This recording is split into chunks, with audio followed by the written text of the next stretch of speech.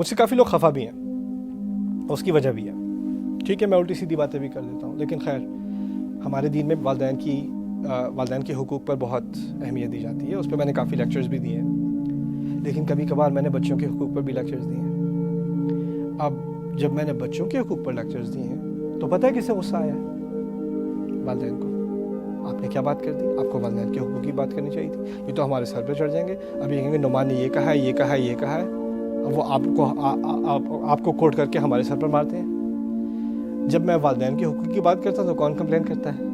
بچے کمپلین کرتے ہیں۔